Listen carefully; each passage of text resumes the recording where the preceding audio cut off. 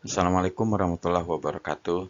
Selamat bertemu kembali Bapak Ibu dengan channel Education and Sport, channel yang senantiasa memberikan soal-soal dan pembahasan tes PPPK tahun 2021, baik itu pedagogik, teknis, dan lain-lain. Oleh karena itu, kepada Bapak Ibu yang baru mampir ke channel Education and Sport, silahkan klik like dan subscribe-nya, kemudian tekan loncengnya agar Bapak Ibu tidak ketinggalan soal-soal dan pembahasan tes PPPK tahun 2021. Oke, Bapak Ibu, kita langsung aja memasuki pembahasannya. Kali ini kita akan membahas mengenai kompetensi teknis, karena kompetensi teknis ini besar sekali persentasenya yang ada dalam soal. Baiklah Bapak Ibu, kita lanjut ke soal nomor 1. Menggunakan model kooperatif tipe jigsaw pada pembelajaran, KD menggali manfaat persatuan dan kesatuan untuk membangun kerukunan hidup.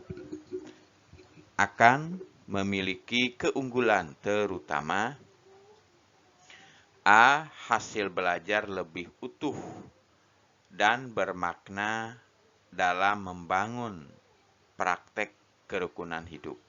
B. Pemahaman konsep persatuan dan kesatuan bangsa akan lebih bermakna dan aplikatif. C.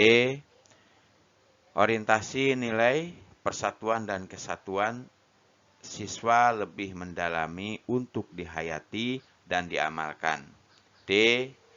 Keterampilan sosial siswa untuk membangun kerukunan hidup lebih teraplikasikan. E. Sifat positif siswa terhadap persatuan, kesatuan, dan kerukunan hidup takkan bertambah. Jadi, model pembelajaran tipe jigsaw seperti kita ketahui atau Bapak Ibu ketahui merupakan tipe belajar yang sangat asik sekali kita lakukan. Nah, di sini pembelajaran mengenai KD atau kompetensi dasarnya menggali manfaat persatuan dan kesatuan untuk membangun kerukunan hidup. Keunggulan dari pembelajaran tipe jigsaw pada pembelajaran KD tersebut terutama keterampilan sosial siswa untuk membangun kerukunan hidup lebih teraplikasikan. Dengan demikian, maka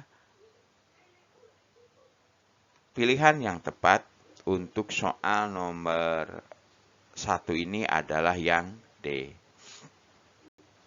Kita lanjut lagi.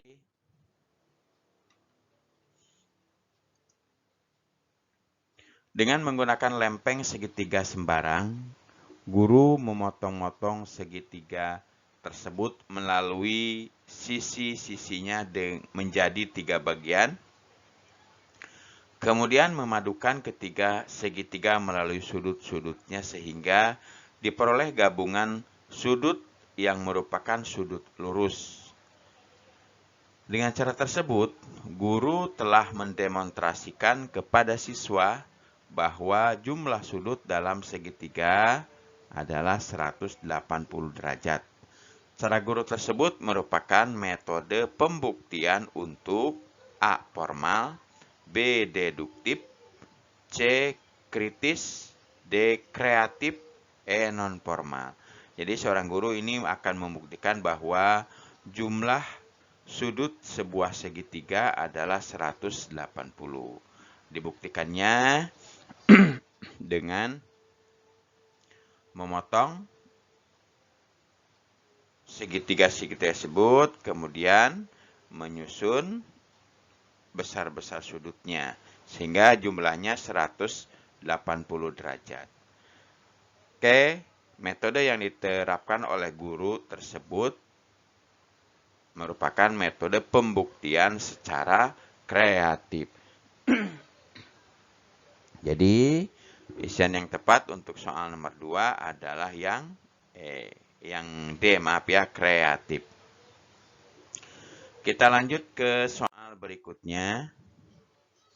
Ibu Rina akan membelajarkan metode listrik statis. Beliau ingin mengemas pembelajaran seperti bermain sulap. Berbagai alat dan bahan sudah disiapkan, tetapi jumlahnya terbatas. Metode pembelajaran yang cocok untuk menerapkan kondisi tersebut adalah A. Inquiry, B. Discovery, C. PBL, D. Demonstrasi, E. Kooperatif. Jadi ini Ibu Rina ini akan membelajarkan metode listrik statis. Tapi bahan-bahannya terbatas. Maka metode pembelajaran yang cocok jika bahan kita terbatas adalah metode demonstrasi. Ya, jadi alatnya sedikit, kita demonstrasikan. Atau siswa mendemonstrasikan, atau kita dulu ditunjuk mendemonstrasikan, baru siswa yang mendemonstrasikan. Dengan demikian, maka pilihan yang tepat untuk soal nomor 3 ini adalah yang D, demonstrasi. Kita lanjut lagi ke soal berikutnya. KD tentang menganalisis penerapan nilai-nilai Pancasila, terutama sila keempat dalam kehidupan sehari-hari, dapat dirumuskan indikator capaian hasil belajarnya untuk level C5 atau menilai dengan siswa dapat A. Memilih sikap demonstrasi, A. Memilih sikap demokrasi daripada sikap otoriter dengan alasan yang tepat. B. Memberi contoh penerapan sila ketiga Pancasila di lingkungan masyarakat. C. Mengusulkan supaya memajukan usaha koperasi demi kesejahteraan rakyat. D. Menghargai jasa pahlawan dalam perumusan Pancasila sebagai dasar negara. E. Menjelaskan implementasi nilai-nilai Pancasila dalam kehidupan di rumah. Jadi, KD tentang menganalisis penerapan nilai-nilai Pancasila, terutama sila keempat, dalam kehidupan sehari-hari, dapat dirumuskan capaian belajarnya untuk level C5 dengan siswa dapat dilakukan dengan cara memilih sikap demokrasi daripada sikap otoriter dengan alasan yang tepat. Dengan demikian, maka pilihan yang tepat adalah yang A. Kita lanjut ke soal nomor 5. Oke. Berikut ini merupakan pertanyaan tingkat tinggi kategori pemahaman C2. Dalam taksonomi Bloom adalah A. Sebuah mobil bergerak dengan kecepatan berubah-ubah seperti yang ditunjukkan pada gambar berikut. Tentukan kapan mobil tersebut mengalami kecepatan konstan dan kapan berhenti. Ini gambarnya Bapak Ibu ya. Gambarnya yang konstan, yang tetap berarti ya Bapak Ibu. Kemudian yang B, sebuah mobil berjalan dengan kecepatan 60 km per jam, jarak yang ditempuh 240 km. Berapa lama mobil tersebut berjalan? Yang C, ketika kecepatan suatu mobil ditingkatkan menjadi 2 kalinya, bagaimana besaran percepatannya? D, sebuah mobil berjalan dengan kecepatan 60 km per jam dari posisi diam selama 20 menit. Berapa percepatan mobil tersebut? E.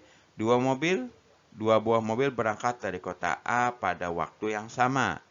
Mobil berjalan dengan kecepatan 60 km per jam dan mobil B 80 km per jam. Jarak yang ditempuh mobil B, ya jadi berikut adalah pertanyaan tingkat tinggi kategori pemahaman atau C2 dalam taksonomi Bloom adalah Sebuah mobil bergerak dengan kecepatan berubah-ubah seperti ditunjukkan pada gambar berikut. Ini ya berubah-ubah. Ini udah konstan dia berubah. Baru sudah ini konstan dia turun lagi, turun lagi. Di pertanyaan nomor 5, isian yang sesuai dengan nomor 5 adalah yang A. Kita lanjut lagi Bapak Ibu ke soal nomor selanjutnya.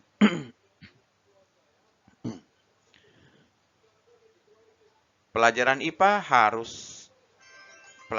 hari ini tentang pemantulan cahaya. Pak Agung mengajak siswa melakukan kegiatan praktikum pemantulan pada cermin datar.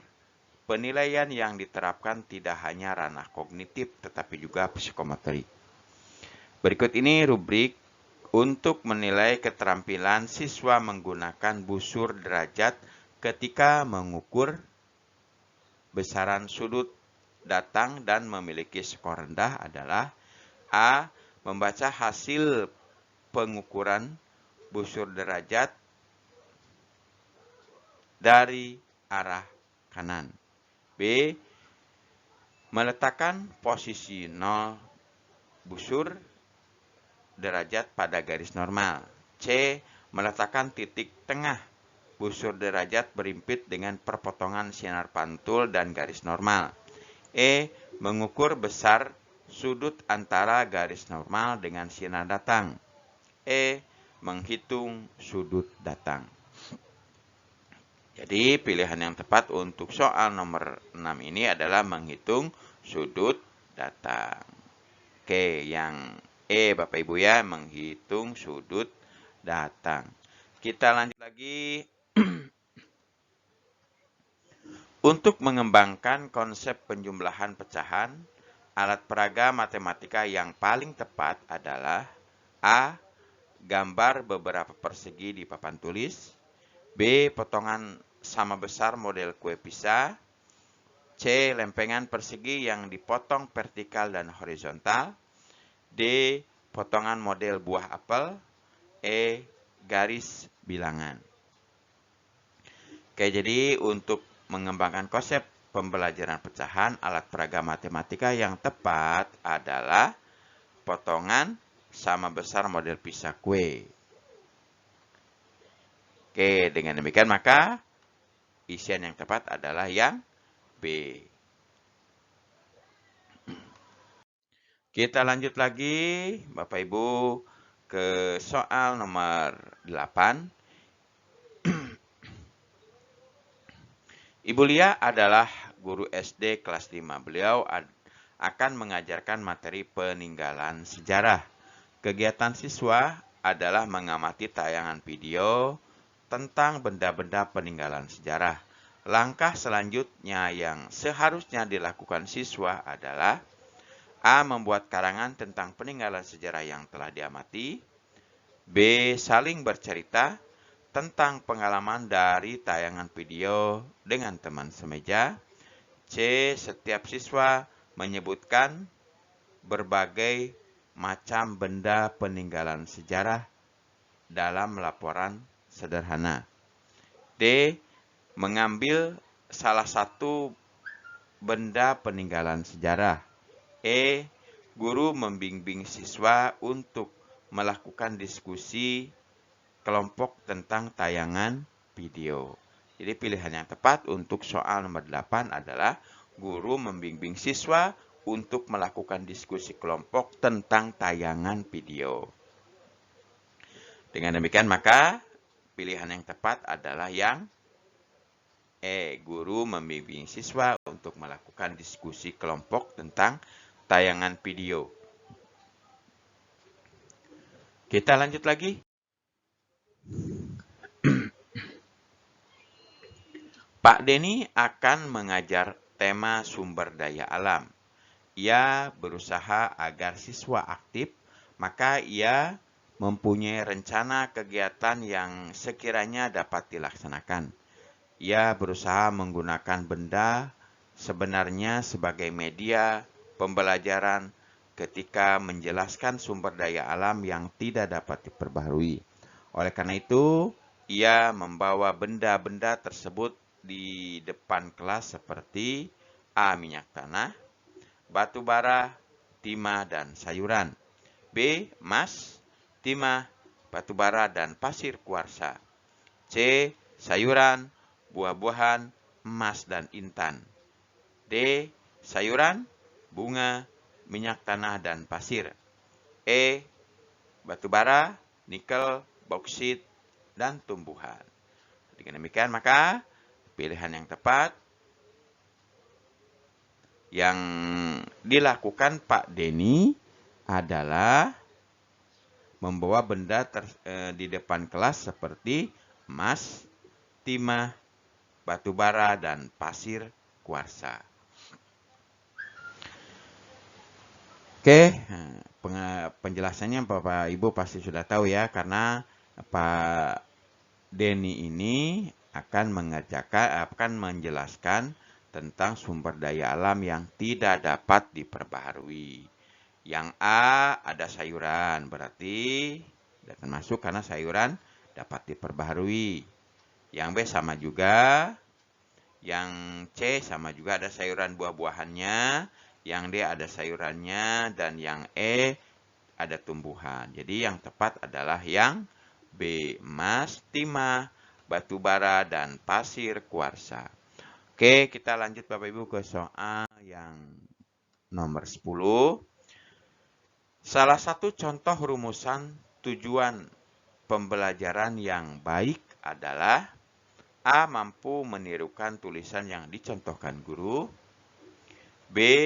Siswa mampu menulis tegak bersambung dengan rapi dan bersih. C.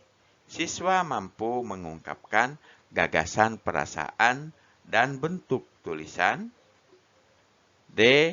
Siswa mampu menjiplak dan menebalkan tulisan yang dicontohkan guru. E. Siswa mampu menulis kalimat sederhana sesuai gambar yang diamati. Oke, jadi salah satu contoh rumusan tujuan pembelajaran yang baik adalah siswa mampu mengungkapkan gagasan dan perasaan dalam bentuk tulisan. Dengan demikian maka isian yang tepat untuk soal nomor 10 ini adalah yang C. Siswa mampu mengungkapkan gagasan dan perasaan dalam bentuk tulisan. Oke, Bapak Ibu, itu aja yang bisa saya sampaikan pada video kali ini. Semoga bermanfaat bagi Bapak Ibu. Jika menurut Bapak Ibu manfaat, jangan lupa atau silahkan klik like dan subscribe-nya.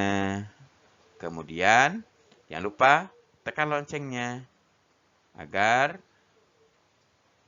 Bapak Ibu selalu update mengikuti video-video pembahasan mengenai soal-soal tes PPPK tahun 2021 ini.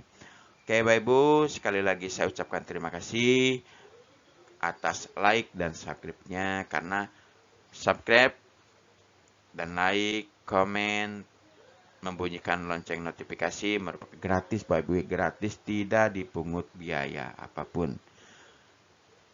Meskipun gratis dan sepele, tapi sangat bermanfaat bagi kami, bagi channel Education and Sport untuk tetap eksis, memberikan pembahasan-pembahasan materi pelajaran baik itu untuk anak SD, khususnya kelas 1, kelas 2, kelas 3, kelas 4, kelas 5, kelas 6, khususnya tingkat SD Bapak Ibu ya, dan juga untuk tes PPPK dan CPNS. Sekali lagi, kalau bermanfaat bagi Ibu, silakan share video ini bisa melalui media sosial yang Bapak Ibu punyai. Oke Bapak Ibu, sekali lagi saya ucapkan terima kasih yang sebesar-besarnya. Saya akhiri wabillahi taufik wal hidayah. Wassalamualaikum warahmatullahi wabarakatuh.